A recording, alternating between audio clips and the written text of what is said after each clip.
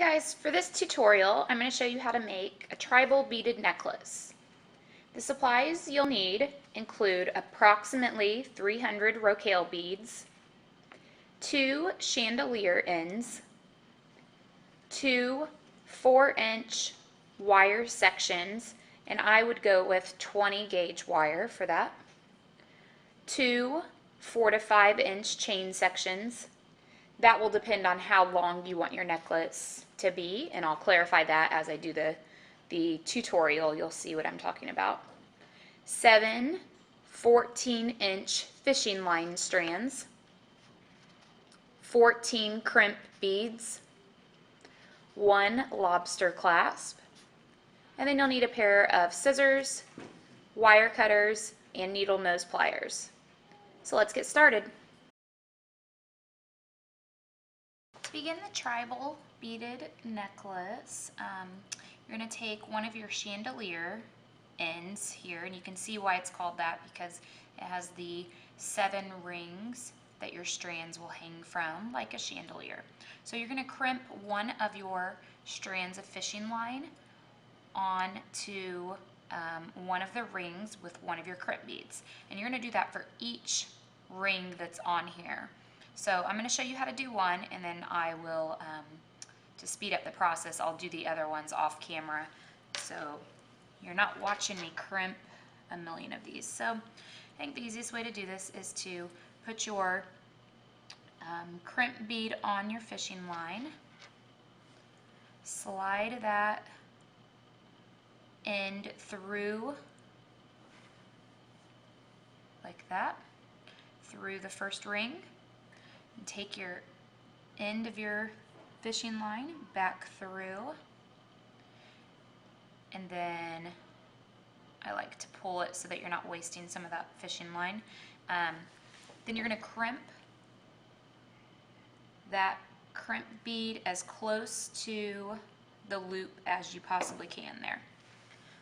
So now that strand is attached, and I'm ready to begin, or after I do the other 7, I'll be ready to begin stringing on my beads. So I'm going to finish the other 6 strands. I'm going to attach those, and I'm going to go ahead and start putting a few rows of the beads on, and when I come back I'm going to show you kind of what I'm doing with the beads and how it creates the pattern, and then how we'll work through the curve.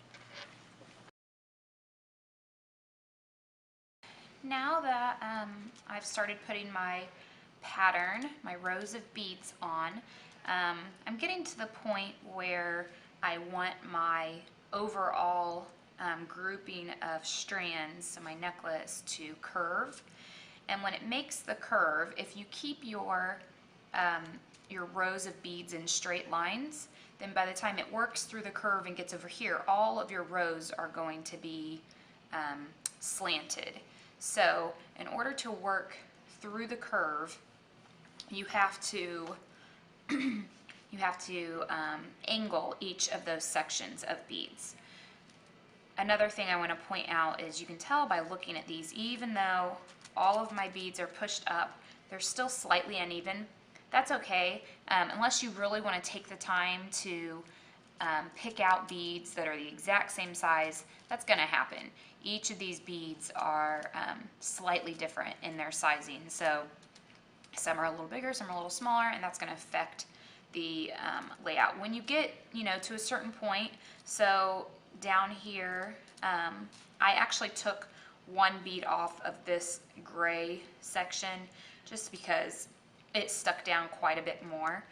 So even though it's not the same amount, that one particular strand, it doesn't matter because it evened out. So what I'm going to do now is I'm going to work through the curve, and I'm just going to show you how I would do that. So depending on how thick you want your particular section to be, so for instance, I'm going to do white, and I want it to go smaller here. So if I was curving this way, it's going to be smaller here and get bigger here. So I'm going to do 1 bead, 2 beads, 3, 4, 5, 6, 7. So let's get those on. And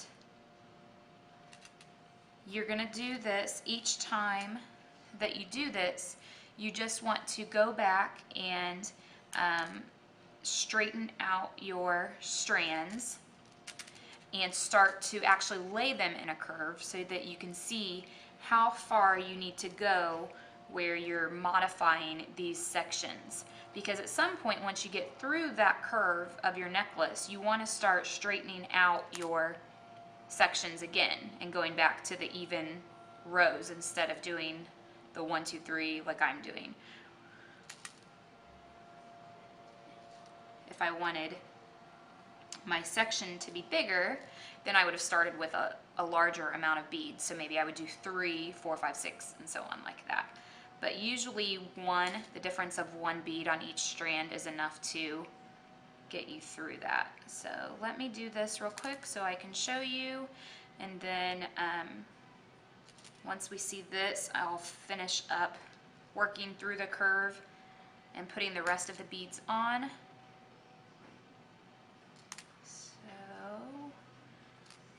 we're on 5 here.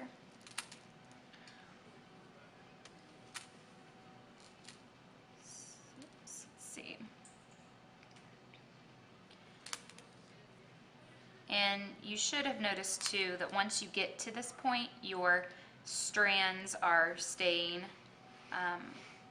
in place a lot better instead of moving around a lot on you. Okay, so we've got 6 and last one. And you should be able to see already how this is an angle. 4, 5, 6, and 7. Okay, so once I straighten these back out, push the beads up, you can see how we are starting to get that angle. So I'm going to work my way through the curve, continue with that angle, and then finish up the beads, and then I'll show you what you'll do once you get to the end of your strands. Now that I have worked through the curve, I am ready to begin putting sections of straight beads on again. You can see through here how it kind of gets uneven. I personally like that, especially going for kind of a tribal look. I think the uneven part is fine. If you wanted to make that perfectly symmetrical, then you're not going to be able to use an exact tapered amount of beads. So for instance, you wouldn't do 5, 6, 7, 8, 9, 10. You're going to have to just eyeball it and kind of see as you're curving your fishing line, your strands, to see where it ends up, because again, all these beads are different sizes.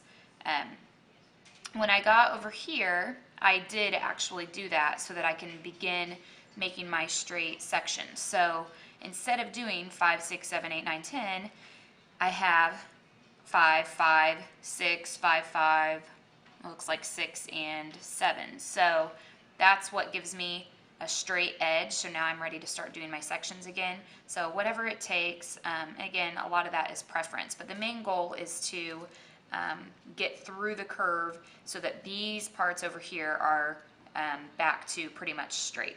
So I'm going to finish out putting the beads on, and then I'll show you how to crimp the ends with your other chandelier end. When you get to the point where you have all of your strands complete, what I think is helpful is if you tape a strand down as you finish it. I also, as I put the beads on, I kind of work in sections. So if I know I want to put, a pretty thick white section, then I would put 7 beads on one strand, 7 white beads on the next strand, and so on. That way you're not constantly picking up and putting down each strand.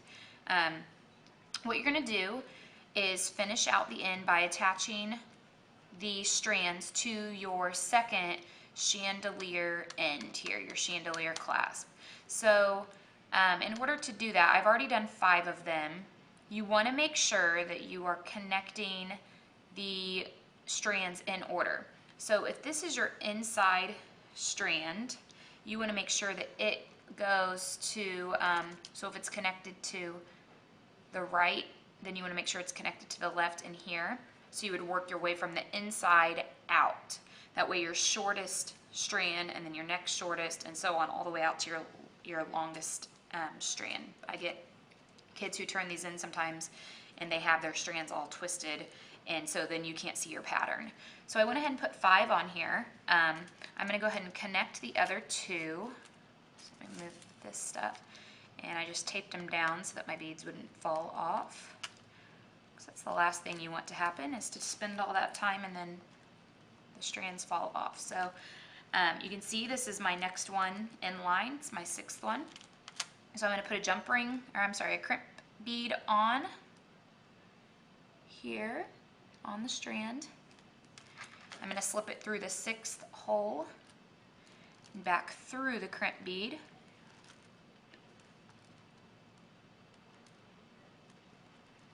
And then I'm going to pull the end of that fishing line so that my beads, so that there's no slack and that the pattern stays in place. Okay, and once I get that there, I'll take my pliers, my needle nose pliers, and crimp that. And you want to make sure that you crimp it really well. Again, I've had students that have lost their entire strand of beads because they did not crimp their bead well enough, and it came undone. And then you just trim off the excess fishing line. And then last one here. Get that one on.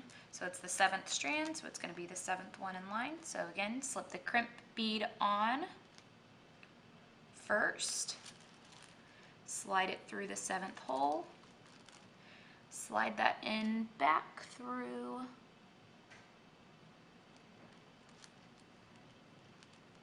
Pull the end of the fishing line so that it's pulled tight. You always also want to make sure that your beads are pushed all the way up here before you crimp it. Okay. And now I'm going to crimp that and trim off the extra.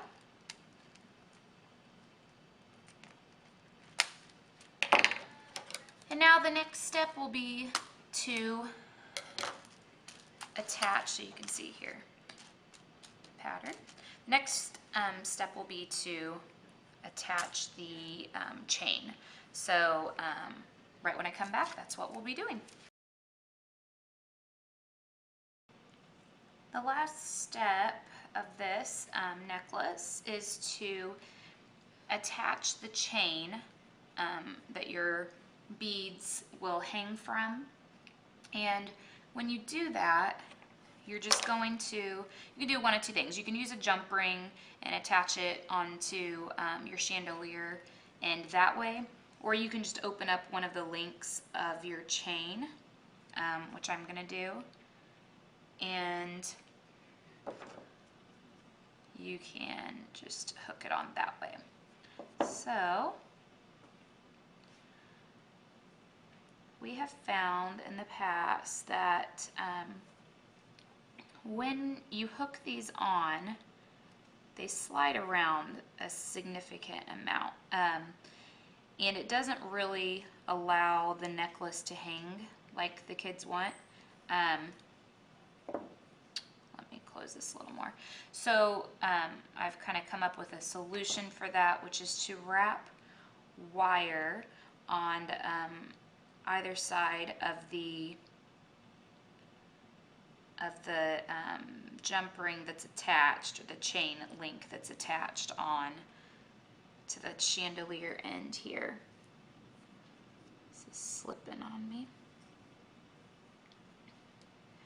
And so once you get that in place and closed up, show you how to do the wire. Okay. So you can see that it just slides around. So an option, because what happens is when they wear it, it slides to one side or the other, and then it kind of makes their necklace hang crooked. So to keep that right in the center, we're going to take one of our 4-inch sections of 20 gauge wire. And we're going to wrap it around this part of the chandelier clasp. So to do that, you're going to have to use your pliers. Get it started here. And when you wrap it, which the wire I'm using is actually really malleable, so it's easy to bend, but you're going to want to use your pliers to pull it through to make it nice and straight. So you're going to wrap it around in a coil.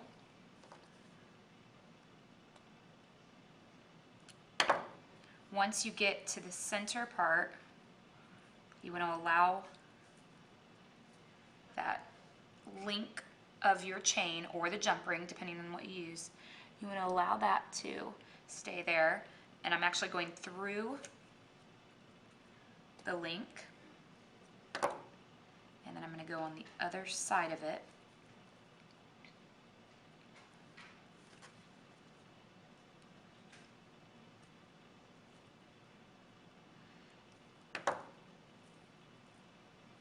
And I'm going to keep tightening it. I want to keep using my pliers to push everything together.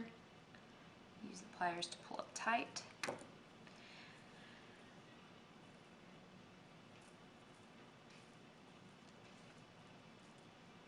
Okay. Once you get finished, you'll do the other side, obviously, and then you're just going to hook on a lobster clasp. And the nice thing about the chain is that you can attach the lobster clasp at any link in the chain if you want to wear it shorter one day, longer the next. It's completely up to you. Okay, so I'm going to go through one more time.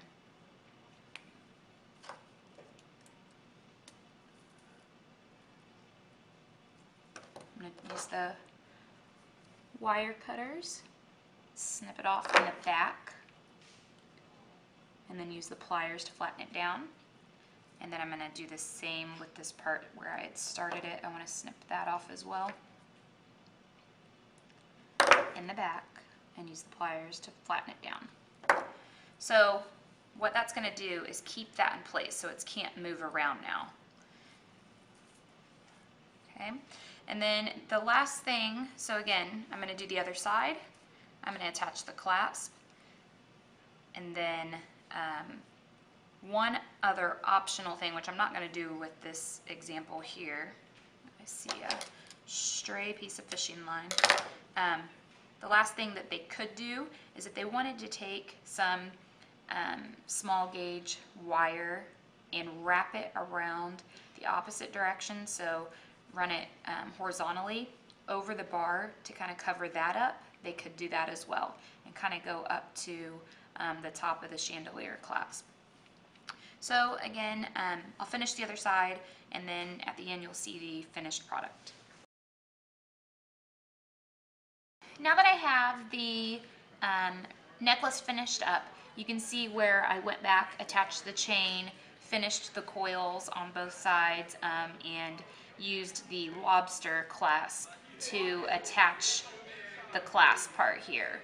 And keep in mind, like I said, you can use that lobster clasp to attach onto the chain at lower points if you wanted to make this a shorter necklace. So the length of that chain can certainly be shortened. So that is the tribal beaded necklace tutorial. Please visit our website at www.cnhsart.com.